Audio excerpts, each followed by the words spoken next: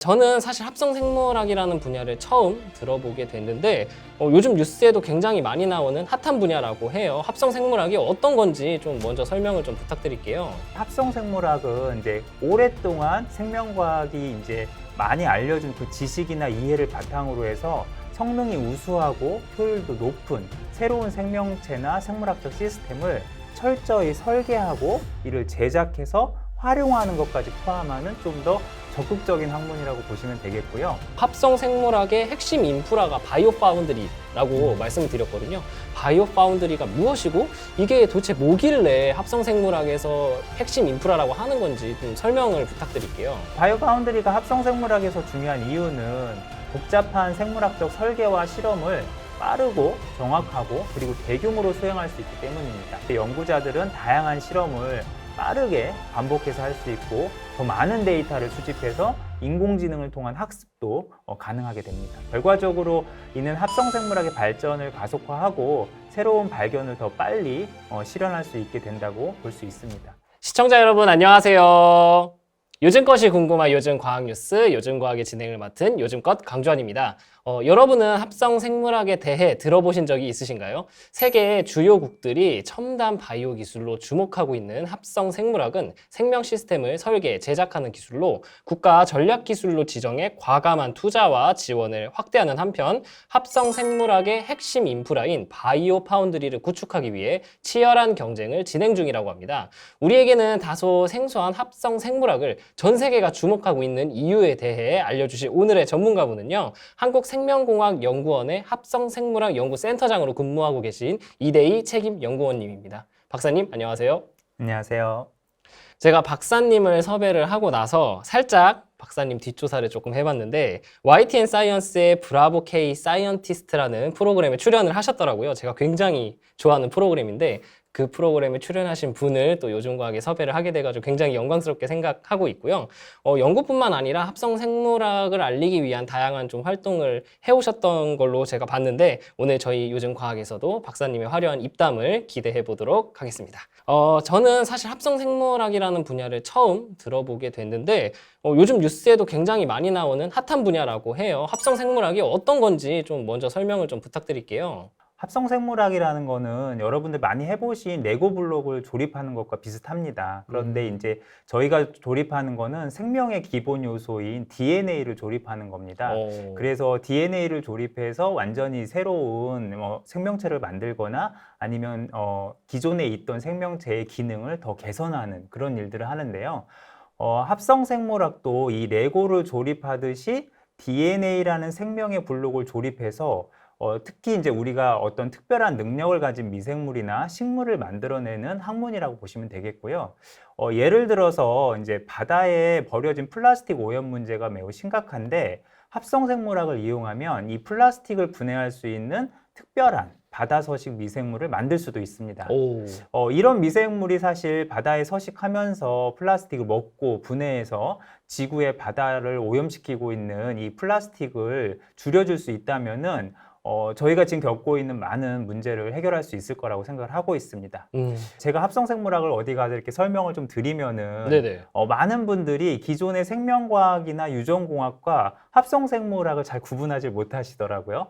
그러게요. 이거 좀 차이점을 한번 좀 설명을 네. 해주시면 좋을 것 같습니다. 아마도 이제 생명과학은 주로 이제 자연에서 발견되는 생명체를 연구하고 그들의 유전 정보를 이해해서 왜 이 생명체가 이러한 대사와 생리적 특성을 갖는지를 파악하는 것이 우선적인 연구 분야라고 하면은요. 생명공학은 이제 이미 생명체에서 일부의 DNA 정보를 편집해서 좀 더 적극적으로 이 생명체를 활용하고자 하는 편입니다. 그렇지만 여전히 합성생물학에 비해서 기존의 생명과학이나 생명공학은 더 적극적으로 활용하고자 하는 노력이 부족해요. 그래서 이제 합성생물학은 이제 오랫동안 생명과학이 이제 많이 알려준 그 지식이나 이해를 바탕으로 해서 성능이 우수하고 효율도 높은 새로운 생명체나 생물학적 시스템을 철저히 설계하고 이를 제작해서 활용하는 것까지 포함하는 좀 더 적극적인 학문이라고 보시면 되겠고요. 좀 더 비유해서 말씀을 드리면은 생명과학과 유전공학이 퍼즐 조각을 단순히 맞추는 거라고 하면 합성생물학은 그 조각들을 맞추면서 동시에 조각을 통해서 그림까지 그려내는 야. 요런 학문이라고 볼 수 음. 있겠습니다. 그래서 좀 제가 장황하게 설명을 드렸는데 요약해서 말씀드리면 합성생물학은 우리가 원하는 기능을 수행할 수 있는 새로운 생명 형태를 만들어내는 앞으로 미래의 과학이라고 할 수 있고요. 예를 들어서 플라스틱을 분해하는 미생물은 단지 예시일 뿐이고 이 기술은 우리의 질병을 치료할 수도 있고 환경을 보호할 수도 있고 심지어 우리가 필요로 하는 새로운 형태의 에너지원으로 활용될 수도 있습니다. 저도 새로운 생물을 만든다는 접근 방식이 굉장히 신선하고, 이거 재밌겠는데? 라는 생각이 들었거든요. 지속 가능한 에너지원을 또 찾는 게 요즘 굉장히 큰 화두 중에 하나인데, 사실 이런 거를 또 합성 생물학으로 가능하게끔 할 수 있으니까 정말 무궁무진한 가능성이 열려있는 학문이지 않을까, 그런 생각이 들었습니다. 그렇다면 박사님, 제가 자연스럽게 이 다음 질문으로 넘어갈 수밖에 없을 것 같은데요. 새로운 생물은 어떻게 만드는 건가요? 앞서 말씀드린 것처럼 합성생물학은 우리가 설계한 생물을 실제로 만들어서 활용하는 학문입니다. 그런데 이 합성생물학의 작동 원리는 기존 생명과학이나 생명공학에서 볼 수 없었던 공학적인 원리에 바탕을 하고 있어요. 그 공학적인 원리라 하면 설계, 제작, 시험, 학습. 저희 같은 이제 전문가들은 디자인, 빌드, 테스트, 런. 줄여서 앞자만 따서 DBTL 사이클이라고 부르는데요. DBTL 사이클이요? 네네. 네. 디자인, 빌드, 테스트, 런. 음. 디자인 단계부터 좀 설명을 드리면 디자인, 즉 설계 단계에서는 저희가 이제 주로 인공지능이나 컴퓨터를 이용해서 원하는 생물학적 기능을 가진 DNA 서열을 설계하게 됩니다. 그래서 이제 설계도가 하나 그려지는 거죠. 다음으로 이제 빌드 단계인데요. 빌드 단계에서는 이제 실제로 그러면 설계도에 따라서 제작을 하는 겁니다. 설계된 DNA 서열을 바탕으로 해서 실제 DNA를 구성하는 염기인 ATGC를 설계도의 순서에 따라서 저희가 하나씩 다 이어붙이게 되죠. 그러면 설계도에서 제안한 DNA 서열을 전부 다 이어붙이게 되면 저희가 이제 완성된 DNA 조각을 이제 얻게 됩니다. 네네. 여기까지가 이제 빌드이고요. 테스트가 이제 중요한데요. 그 이유는 설계하고 제작했다고 해서 저희가 원하는 대로 기능이 만들어지지 않거든요. 그렇죠. 실패할 수도 있는 거니까. 네, 맞습니다. 그래서 이제 테스트는 마치 이제 저희가 어떤 자동차나 이런 기계를 만들게 되면 바로 소비자한테 판매하는 것이 아니라 시험 가동을 통해서 충분히 기능을 구현하고 검증을 한 다음에 원하는 설계도대로 모든 기능이 검증이 되면 이제 판매를 하는 것처럼 그 테스트 단계에서 이런 생명체를 대상으로 해서 이런 것들이 이제 이루어지게 됩니다. 네네. 그리고 이제 마지막으로 이제 학습 단계에서는 저희가 이제 시험 결과를 분석해서 과거의 생명공학에서는 이제 실패한 거는 이제 버리게 되는데 네네. 합성생물학에서는 실패한 것도 모두 다 데이터입니다.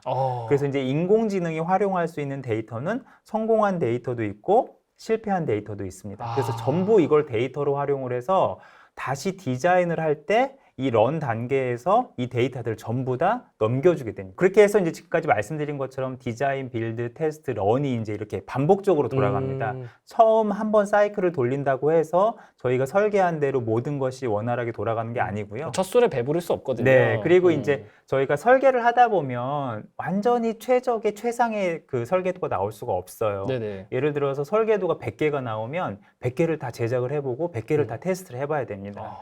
이런 것이 이제 반복적으로 사이클이 돌아가게 되는 거죠. 그런 사이클 속에서 우리가 원하는 설계도에 따른 기능이 구현이 되면 이제 그걸 활용할 수 있게 되는 것입니다. 그래서 생명체는 이제 이런 디자인, 빌드, 테스트, 런 단계를 거쳐서 기본적으로 만들어지게 됩니다.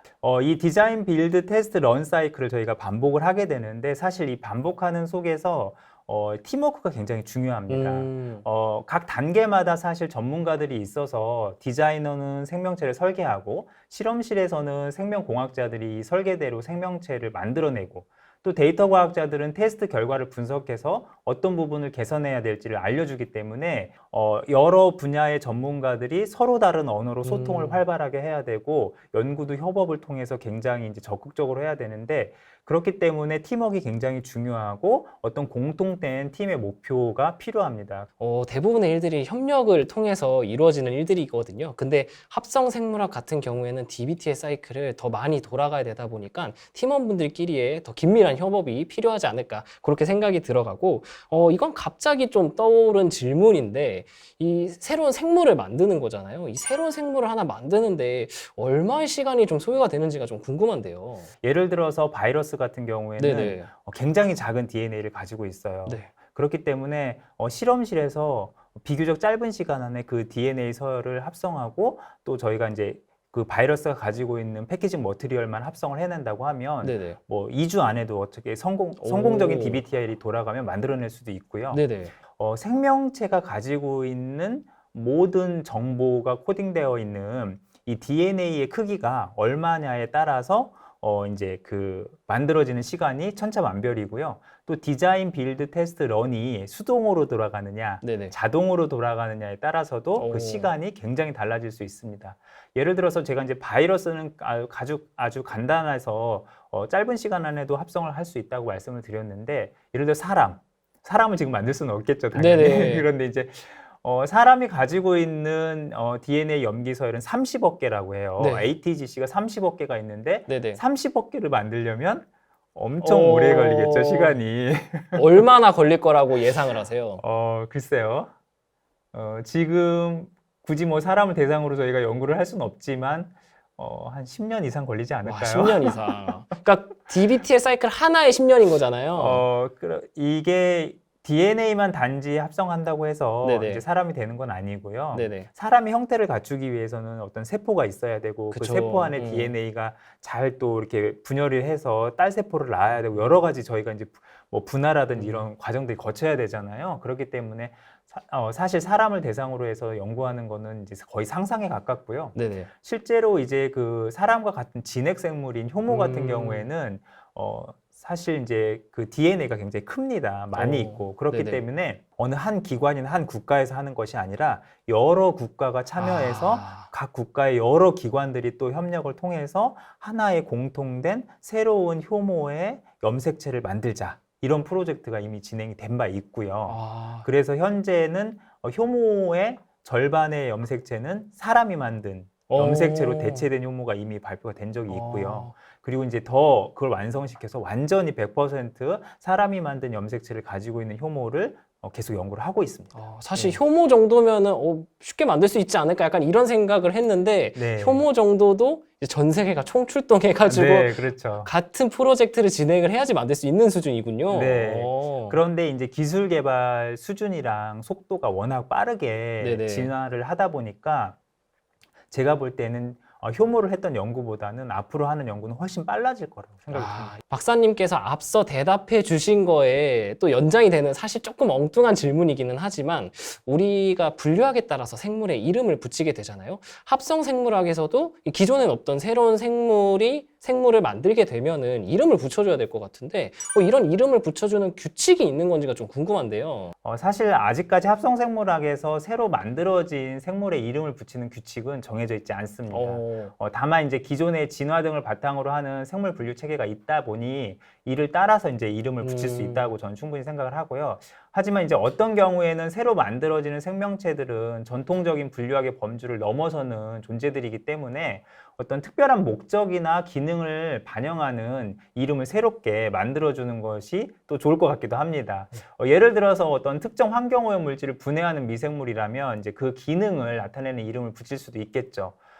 이런 이제 과정을 통해서 좀 창의적이고 때로는 이제 좀 유머러스한 이름도 나올 수가 있고, 예를 들어서 이제 실제로 이제 분류학에서도 쓰는 방법이긴 한데 이제 네네. 우리나라 독도에서 이제 발견된 미생물 같은 경우에는 이제 독도라는 이름을 사용을 해서 뭐 예를 들어서 그 스피시즈 이름은 뭐 독도엔시스 뭐 이런 식으로 지을 수도 있고 또 뭐 김치에서 유래한 미생물은 김치아이 뭐 이렇게 지을 수도 있기 때문에 그런 좀 약간 좀 재미있으면서도 흥미로운 방법을 하는 것도 있겠고, 합성생물학에서 정말 새로운 게 나오면 이제 좀 SF 영화에서나 나올 것 같은 좀 그런 이름을 지어도 좋을 것 같다는 생각이 들긴 합니다. 앞서서 박사님이 창의성을 좀 발휘할 수 있는 부분이라고 말씀해 주셨는데 김치에서 발견된 게 김치시스 조금 창의성이 좀 아쉬운 것 같거든요.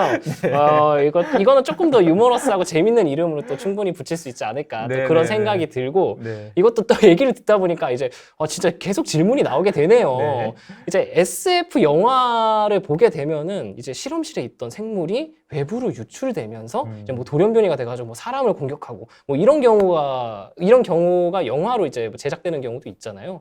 실제로 이제 합성생물학은 기존에 없던 생물이다 보니까 외부로 유출되면은 어떤 일이 생길지 좀 예측이 안 될 수 있을 것 같은데 이런 생물들이 외부로 유출되지 않게끔 이제 사전 조치, 예방 조치 하시는 게 있는 건지 좀 궁금하거든요. 이제 합성 생물학을 연구할 때 기존에 없었던 것들을 다루다 보니까 연구실에서 지켜야 되는 엄격한 안전 프로토콜이 따로 있고요. 그다음에 격리 시스템을 이제 철저하게 저희가 이제 구축해서 사용을 하고 또 만들어진 생명체가 의도치 않게 외부 환경에 노출될 경우에는 이제 환경에 영향을 주지 않도록 저희가 이제 기술적으로 어떤 안전 장치를 하게 됩니다.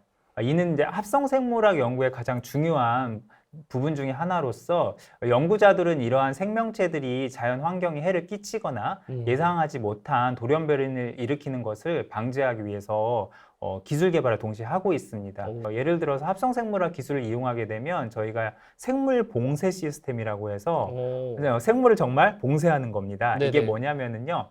의도하지 않게 저희가 이제 연구하고 있는 생명체가 실험실을 벗어나서 외부 환경에 유출되면은 저희가 그 환경에 의해서 이 미생물이 스스로 사멸될 수 있게 그 생명체 안에다가 장치를 해놨거든요. 예를 들어서 실험실의 온도는 37도라고 하면 네네. 환경의 온도는 25도로 온도가 바뀐다. 네. 그러면 이 미생물은 온도가 바뀌는 순간 네. 죽을 수밖에 없는 이런 장치를 이제 이 미생물한테 해놓는 거죠. 그렇게 되면 실험실에서는 37도에서 연구를 하면 되지만 환경에 노출될 경우에는 이제 스스로 죽어버리는 거죠. 그렇게 함으로 인해서 환경에 끼칠 수 있는 영향을 최소화할 수 있는 안전장치를 개발하고 있습니다. 또 합성 생물학이 무궁무진한 가능성을 지닌 만큼 또 높은 책임감도 필요한 것 같고요. 박사님, 그러면 제가 마지막으로 질문을 드리려고 하는데 제가 앞서서 합성 생물학의 핵심 인프라가 바이오 파운드리라고 말씀을 드렸거든요. 바이오 파운드리가 무엇이고 이게 도대체 뭐길래 합성 생물학에서 핵심 인프라라고 하는 건지 좀 설명을 부탁드릴게요. 크게 보면 합성생물학 연구와 설계된 생명체의 제작 과정을 이제 바이오 파운드리 안에서는 자동화해서 대규모로 실시를 할 수 있는 시설이거든요. 바이오 파운드리는 이제 자동차 제조 공장과 비교를 하자면 그 자동차 설계도에 따라서 자동차를 그 안에서 자동화해서 지금 제조를 하고 있잖아요. 네네. 그런 공간 자체를 이제 저희는 바이오 파운드리라고 부르고 그 안에는 여러 가지 실험 장비나 디자인, 빌드, 테스트, 런이 자동으로 돌아갈 수 있도록 구축을 해놓은 거죠. 그쵸. 근데 이게 이제 표준화된 어떤 자동차를 제작할 수 있는 부품이 아니고 저희는 이제 살아있는 생명체나 네네. DNA를 다루다 보니까 이런 자동차에서 생각하시는 그런 공장과는 조금 더 다른 형태입니다. 그리고 더 네네. 복잡하고 어려운 점들이 많습니다. 바이오 파운드리가 합성 생물학에서 중요한 이유는 복잡한 생물학적 설계와 실험을 빠르고 정확하고 그리고 대규모로 수행할 수 있기 때문입니다. 하나의 생명체를 설계하고 만들어내는 과정이 수작업으로만 진행된다고 하면은 아마도 엄청난 시간과 노력이 필요할 겁니다. 그런데 이 바이오 파운드리가 있다고 하면 이 모든 과정을 효율적으로 자동화해서 동시에 많은 생명체를 저희가 만들고 테스트를 할 수 있게 되는 거죠. 이는 마치 공장에서 여러 제품을 동시에 생산하는 것과 비슷한 이치라고 보시면 되겠습니다. 앞서 말씀드린 것처럼 우리가 원하는 생명체를 만들기 위해서는 DBTL 사이클을 반복해야 하는데 이 과정을 수동으로 하게 되면 정말 많은 연구원과 비용과 시간이 소요돼서 그쵸. 빠르게 발전하는 과학기술과 산업 분야에서 경쟁력을 잃을 수밖에 없는 상황이죠. 그래서 바이오 파운드리의 자동화 시스템은 DNA 설계부터 시작해서 네. 합성, 생명체 조립, 그리고 실험적 테스트까지 이 모든 단계를 포함하고 있는 인프라라고 보셔야 되고요. 이 과정을 통해서 이제 연구자들은 다양한 실험을 빠르게 반복해서 할 수 있고 더 많은 데이터를 수집해서 인공지능을 통한 학습도 가능하게 됩니다. 결과적으로 이는 합성생물학의 발전을 가속화하고 새로운 발견을 더 빨리 실현할 수 있게 된다고 볼 수 있습니다. 바이오 파운드리가 진짜 이름처럼 설계한 생물을 빠르고 정확하게 생산해낼 수 있는 공장인 것이군요. 생물과 공장, 뭔가 어울리지 않는 조합인 것 같은데 우수한 성능의 생물을 효율적으로 생산하고자 하는 합성 생물학을 가장 잘 표현한 단어 조합이지 않을까 하는 생각이 들었습니다. 증기 기관의 개발로 인한 기계화, 전기 에너지를 기반으로 하는 대량 생산. 인류는 이런 산업혁명을 통해서 생산성을 획기적으로 향상을 시켜왔는데요. 이제 공장은 산업의 최전선에서 연구 장비가 가득한 이제 실험실로 그 영역을 확장하고 있는 걸로 보여지거든요. 대규모 실험 데이터를 축적시켜 줄 수 있는 바이오 파운드리가 산업혁명에 버금가는 파급 효과를 보여줄 수 있을지 저희가 앞으로 향후 기대해 보도록 하겠습니다. 저의 엉뚱한 질문도 흥미롭고 중요한 질문이라고 잘 포장해 주시고 이제 미래 먹거리라고 좀 주목받고 있는 합성 생물학에 대해서 잘 알려주신 이대희 박사님께 감사하다는 말씀 드리고요. 오늘 요즘 과학은 여기까지입니다. 다음번에 더욱 흥미로운 과학 뉴스로 찾아오도록 할게요. 그럼 안녕.